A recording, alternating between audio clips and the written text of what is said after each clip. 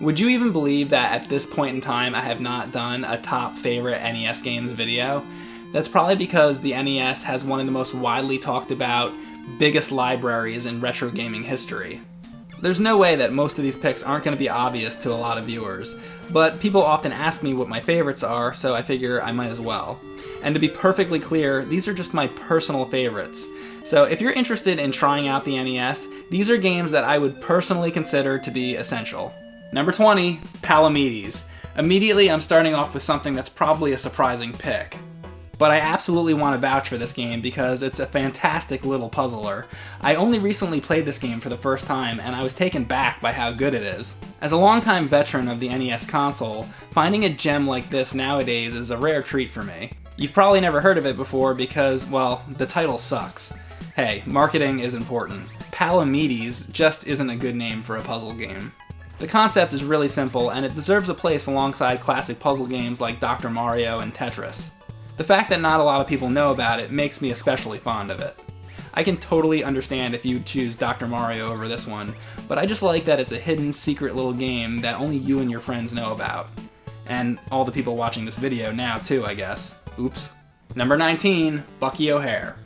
Anybody who lived through the 90s knows that many things were heavily inspired or just straight up knockoffs of Teenage Mutant Ninja Turtles. One of the good ones was Bucky Ohare, and it got a great game for the NES. You're on a rescue mission, and as you free your captured friends, you build an ensemble cast of playable characters that are fun to use. Blinky can hover, Jenny has an energy ball, Willie has a charged shot, and Deadeye Duck can climb walls, similar to Grant in Castlevania 3. The game has an awesome soundtrack, flawless gameplay, and plenty of challenge, which keeps me revisiting it over and over. I've never found it easy, and I've never found it anything less than a satisfying experience. The fact that this is a really good game based on a very obscure cult franchise makes it very special to me. Number 18, Crazy Creatures. It's another obscure but fantastic puzzler. This game cracks me up. The screen is constantly filling with animals, and you're frantically trying to clear them. It is ridiculous mayhem, it is fast-paced, and it's addictive. It's also really satisfying when you complete a long row of symbols. As you get to the later levels, you'll need full concentration to stay alive. Unlike a beat-em-up where you can talk to your friends, this co-op mode will have you so deeply engaged you won't be able to do anything other than focus on the game itself. One thing I have to note is that you have to play this game with another person for it to reach its full potential. When the game gets really intense, there's something funny about two people getting intensely serious about matching up cat icons. Crazy Creatures serves as a reminder that just because some games had to bear the mark of shame of being an unlicensed NES game, that doesn't mean that there weren't some really good ones. Number 17, Kung Fu. I don't subscribe to the notion that games need to be long in order to be good. There's absolutely room in your life for a fun, brief, and tightly paced game now and then, and Kung Fu is a great example. This game is programmed really well. The hit detection is perfect, and defeating enemies just feels really satisfying. One nice thing about making a short game is you can cram in a lot of variety, and Kung Fu's definitely got it. If you really want to pour yourself into Kung Fu, the game loops after you beat the final boss and gets harder every time, so you can play it as a score attack game if you're so inclined. Number 16 is Tetris, a game that has more versions across more platforms than any other game in history. But what makes the NES game worth playing over the other ones? If you've ever had the desire to play Tetris and looked around for a bit to find which one to play, you've likely encountered a lot of terrible versions.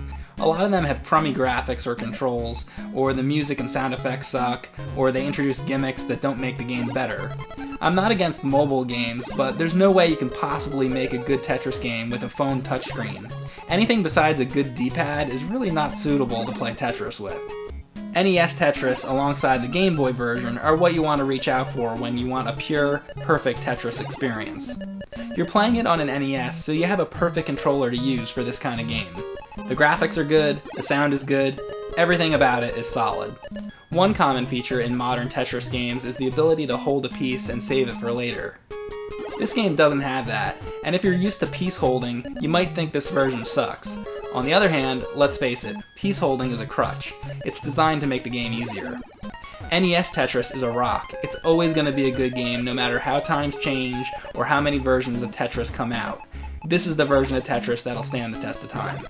Number 15, Kirbys Adventure. I don't think there is a more feel-good game than this one.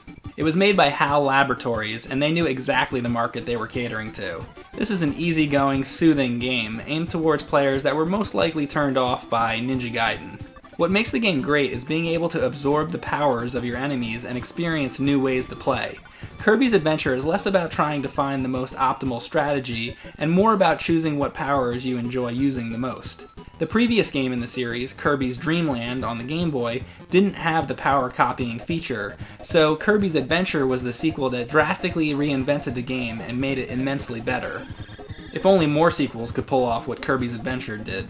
Also, the game is just beautiful to look at. The backgrounds and sprite animation are all appealing, and some of the best the system had to offer. This isn't a very hard game, especially considering that you can float over nearly everything if you want to. I'm the type of gamer that's usually looking for a challenge, but not everything has to be hard as nails for me to consider it a good game. This is the type of game I play if I don't want to be stressed out, but still have a really good time. It's so colorful and happy. It's really just impossible to play this and not have a smile come to your face. Another thing that made this game great was that by using your abilities, you could also find hidden switches. You have to get them all to unlock the true end boss, and by doing so, allows you to replay the game again with half your life meter, making it more of a challenge. That gives the game a bit more depth for more experienced players. Number 14, Solomon's Key. Solomon's Key is about a wizard named Dana that has to make it through a series of dungeons using a magic wand that can create and destroy blocks. This is an incredibly difficult action puzzle game that's often overlooked, and that's probably because of the difficulty level. On each stage you're supposed to get a key, which unlocks a door to the next room. By creating blocks, you can protect yourself or create a path. The layout of each room is different, and they gradually get harder and more intricate. Getting through each room requires some planning, so this isn't a game you're going to get far in quickly. You can pause the game and the screen stays up, unlike Tetris, so that's one way you can get a lay of the land without the timer running down. If you do try this game out, when you get a game over, be sure and hit up A and B together to continue from where you left off. You're going to need it. You basically have to figure out how to get through each room and gradually make it a little further each time. Even when you figure a room out, you still need to be able to execute your plan, which requires fast thinking and even faster reflexes. This is without a doubt one of the harder games on the NES, but the important thing is, even if you aren't very good at this game, it's still a lot of fun to figure out these logic puzzles anyway. It had a follow-up called Fire and Ice in the US and Solomon's Key 2 in the rest of the world, which are also excellent. Number 13, The Adventures of Lolo. You know, I love the puzzle genre, and this has to be one of the absolute best puzzle games of all time. The game has a mask to it of being really colorful and cutesy, but let me tell you, it's anything but that. This game will gut you inside and out, especially as you move to the later sections. The game does require a small amount of reflexes, but it's much more about your ability to figure out the correct way to complete the room. Honestly, I think this is a game that should be used in schools to teach kids problem solving. Lolo is good for the mind, the same way crossword puzzles are. It's an excellent title, and even has a few sequels which are also just as good. People talk a lot about the Teenage Mutant Ninja Turtle trilogy for the NES, but not so much the Lolo trilogy. TMNT 2 and 3 require no thought. I love them, but you can be totally brain dead and play those games. The Lolo games are just way better. Number 12, Jackal. This was a very well done game made by Konami, where you drive around a jeep that can fire a machine gun or shoot grenades. And like most Konami games at the time, the music is very catchy. As you go through the levels, you blow up the little huts to rescue soldiers. If you save a general, you can get an upgrade to your weapon so that you can shoot missiles. This is excellent because the burst goes out in all directions, which helps kill enemies. Though usually when I'm playing, I often stick to the grenades. It may be a personal preference, but I think they work better. There are continues to the game, but they're very limited, so the game is tough, but it's not impossible. One of the funny things is, besides shooting enemies, you can run them over, which actually comes in handy pretty often. Each level ends with some giant boss that you have to fight, and they're all creatively designed with different weak points to figure out.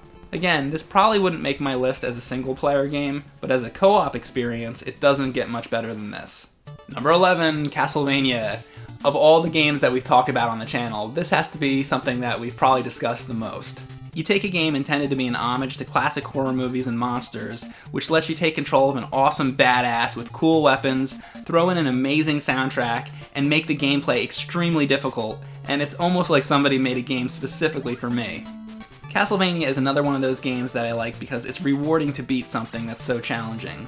But on top of that, the gameplay is fun. I didn't include Ghosts and Goblins on this list, which is also a horror side-scroller, and that's because I find that game to be more of a chore than anything else. I'm able to beat it, but I don't really consider it all that fun, where Castlevania is hard, but it's also fun to play at the same time. The term NES hard gets tossed around a lot, and I think if you want to introduce yourself to the concept, Castlevania is a good place to start. The game's very tough, and you die a lot, but it's very well designed.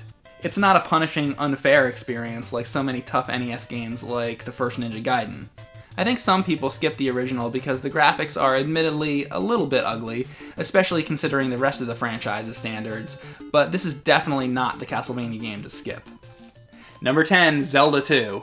This is where I have to remind myself that this isn't a full-on review of each game. I'm just talking about my favorites because I can talk about this game for hours. As you probably already know, this is a very controversial game. Many people hate it while others love it. I personally love this game to death. I remember the first time playing it being pissed off that it wasn't like the original. They totally flipped the core gameplay of the first Zelda on its head and made something entirely different. And I think that's what gives people a sour taste in their mouths. That and the fact that this is a very tough game. There's harder games on the system for sure, but this is no walk in the park. This game introduced so many awesome things that have remained staples of the Zelda franchise. Link's down thrust and the palace music are things I couldn't imagine not being in Super Smash Bros. They took away the puzzle solving aspect, which is the main aspect I love about the original and Link to the Past, and turned it into a side-scrolling action platformer. You would think that would just ruin everything, but they did such a good job designing this that it actually works. Another thing I love about this game is how dark it is. I don't think there's any other Zelda game as scary as this one. This game is the polar opposite of the vibrant, cartoony style that many of the later games lean towards. This is basically Zelda in hell, and I love it. I still hold out hope that someday we'll get another side-scrolling Zelda game. Perhaps they could take the fun side-scrolling action we see in Zelda 2 and add back in some of the traditional elements of the franchise, such as puzzle solving and finding gadgets. Number 9, Contra and Super C. You knew a Contra game had to be on the list, but the great debate is if I'm gonna pick Contra or Super C. And honestly, it's the same deal as how I feel about Star Wars. How can you watch New Hope without watching Empire Strikes Back? Both of these games are amazing, and I think they're equally as good. They both provide an endless source of enjoyment because you can make the game harder on yourself by trying to beat it with less lives. There's obviously the famous Konami code, which allows you to get 30 lives, but trying to beat the game on 3 lives or less is a totally different ballgame. The controls in this game are perfect. Everything is as responsive as you could hope for. Jumping between bullets and having those near-death moments makes the experience exhilarating. The designers were also smart enough to give the game variety with the perspective. The levels change from side-scrolling to top-down, and even a quasi-3D look. This keeps everything fresh and keeps the player engaged throughout. It should also be noted, when the angle changes, the game is just as good as it is on the side-scrolling stage you start out on. They took care to make sure the gameplay was good, no matter what mode you were currently in. Number 8, Teenage Mutant Ninja Turtles. This is one that may be surprising to some people because there was an AVGN episode about it. And that episode still rings true because it is a flawed game. The biggest example being that awful sewer jump. But flaws aside, I think this game has way more going for it than it has negative aspects. First of all, the music. This game has some of the most rocking tunes on the NES. They really went above and beyond with the soundtrack. The gameplay itself is fun and satisfying. Switching between turtles and using their different abilities depending on what situation you're in at the moment was a novel concept for the time. Though it is missing a few characters like Krang, honestly it does include most of the things that you'd want to see, like Shredder, Bebop, Rocksteady, and the Technodrome. The game is also really hard, which is something I admire. They weren't afraid of giving kids a challenge, and while it's tough, it isn't totally impossible. Once you learn to collect the scrolls, it becomes quite a bit easier. TMNT the arcade game and the Manhattan Project are both games that get tiresome to me. Don't get me wrong, I like them, but this game is way more innovative than either of those. Number 7, Mega Man 2. There were 6 Mega Man games released for the NES, but for me personally, this is the one that belongs on my list. Mega Man 2 is the game that we have to thank for the entire rest of the franchise because it was a stunning commercial success, while the original one had some issues. And it's easy to see why, because this game is a masterpiece. I feel like I should probably spend this segment arguing why it's Mega Man 2 on the list, rather than why a Mega Man game is on the list. which is hard because a lot of the things it does well, several other NES Mega Man games do also. The easiest argument to make is the music. No Mega Man game can beat this game on the soundtrack. Even minor menu music and the password theme songs are some of the most beloved and revered songs in game history. Not a single song in this game is anything less than perfection. Mega Man 2 had Metal Blade, which is arguably the most powerful weapon in any Mega Man game. I'm sure that Capcom saw having one really useful weapon upgrade as a design flaw, because they proceeded to make most weapons in subsequent games so weak you just go back to using the pea shooter for the entire game. Metal Blade made the game fun, and the game is still plenty challenging even if you're using it. What's wrong with being powerful? Just compensate by making the levels harder. Other Mega Man games seemed more obsessed with trying to make their weapons fit a goofy theme instead of giving you something you actually want to use. Oh wow, I have a gun that shoots a snake. Thanks. Sure, I'm glad I'm playing Mega Man 3 instead of 2, and I can pop snakes out of my arm instead of tossing impossibly awesome saw blades everywhere! Mega Man games often strive to design levels around the weapons that you collect, but Mega Man 2 did it best. Crash Bomber opens up shortcuts, Leaf Shield takes out swarms of enemies, Time Stopper freezes the world for those inconvenient moments when the entire world is trying to kill you, the Bubble Lead easily lets you detect false platforms, which, by the way, would have been really useful to have in Castlevania 2, and Metal Blade is your reliable bread and butter. Or you can play Mega Man 3 instead, which I do love too. I could go either way. Number 6, Super Mario Bros. 3. I love the original Super Mario Bros. And could easily choose that for this list. However, Super Mario Bros. 3 added so much more to the experience that it really just took what the original game did and brought it to the next level. I personally find Super Mario World to be quite a bit easier than this game, and I really like that Mario 3 isn't afraid to test your skills, especially throughout World 8. Mario 3 was the first truly huge platformer game. If you know anything about the limitations of the NES hardware and the cartridges, Mario 3 seems bigger than it should have been. This cartridge is crammed full of levels and fun stuff to find. The game was a tremendous value at the time with the amount of content it has, and it's still a very robust title even by modern standards. This is something that you're going to want to play through multiple times because you're not going to see everything the first time you run through it. The definitive way to experience this game is with 2 players. You don't play with the other player on the same screen, you take turns playing levels. This may seem like an outdated concept, but I think that's just because games just happen to not really be doing this kind of co-op anymore. It's still a good idea. I think YouTube and Twitch have proven that people are just fine watching somebody else play for a bit. Super Mario Bros. 3 is the strongest example of why 2 players taking turns is fun, because each player is completely untethered to the other one. You're both moving around this board game type world, getting into your own adventures. You'll be stuck on an ice level while your friend is off on some completely different crazy world with giant monsters. You'll be just as engrossed watching your friend play as you are worrying about your own progress. The thing that really makes me want to revisit Mario 3 again and again is the challenge. There are some pretty tough levels here that require several tries to get through, but nothing ever gets too insane to make it for hardcore players only. This game is sure to give you a good time. Number 5, Batman. The Arkham series of games lets you live out everyone's fantasy of being Batman, but the NES Batman game is the only one that lets Batman live out his fantasy of being the best wall jumper in the universe. Sunsoft's Batman is a really interesting anomaly in gaming. When you play it, the controls feel very precise and satisfying, but they're also incredibly different from almost every platformer. Batman does a short crouch before he leaps into the air, which you would think would be annoying, but it actually just feels really nice because it makes the game feel like it has weight. It just feels really nice.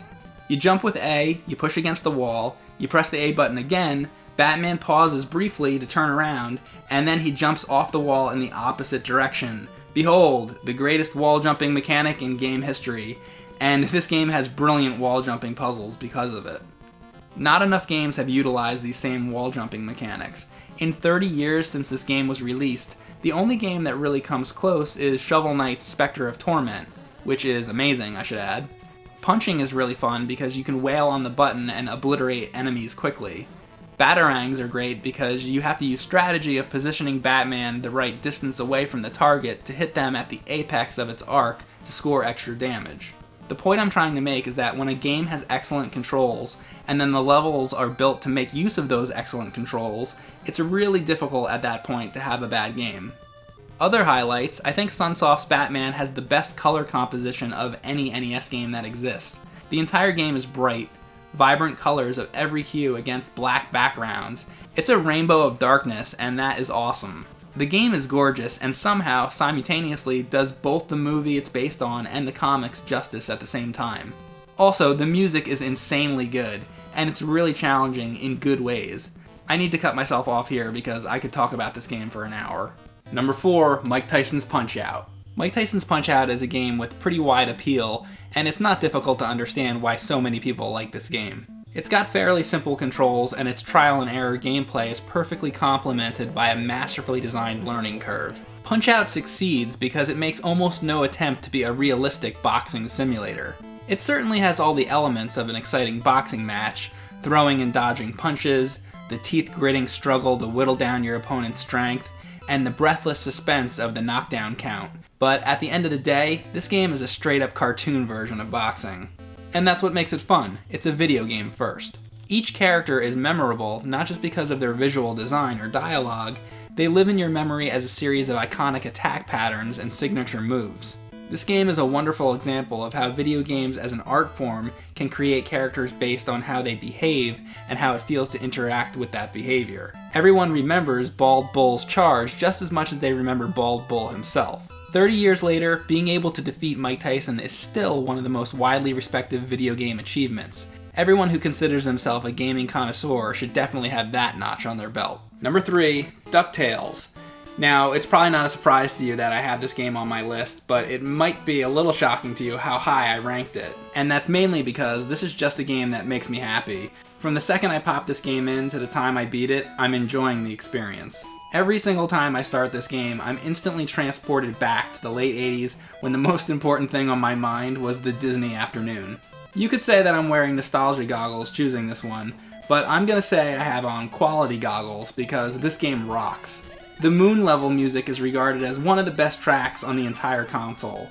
And by the way, for the record, I think my favorite NES tune is actually the title music for the Goonies 2 game, even though that game isn't very well received. Beyond the music being iconic, the game itself is Capcom at its finest. The pogo jump at the time was groundbreaking, so good in fact it inspired the primary move for Shovel Knight, one of the most successful indie games from the past several years. Now, I have to admit, I am a huge fan of the Scrooge McDuck character. I grew up reading all the original stories by Carl Barks, and by the way, you should definitely go read those. You'll be amazed by how good they are.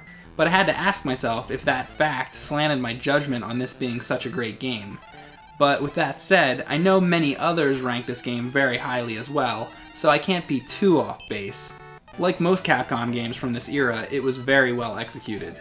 They were one of the best developers for the NES, and this was one of their strongest titles.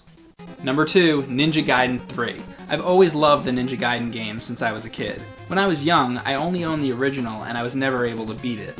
Regardless, it was always one of my favorite games for the system. And I think that's mainly due to the controls. It has to have the most perfect feeling controls of any side-scrolling action game ever.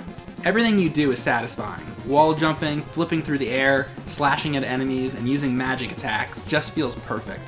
While I do love the first game, it has a lot of flaws. There was annoying sections where enemies would respawn too easily, or just really poor enemy placement in certain areas. Also, the last level of the game is infinitely harder than anything else, so I feel like it was unbalanced.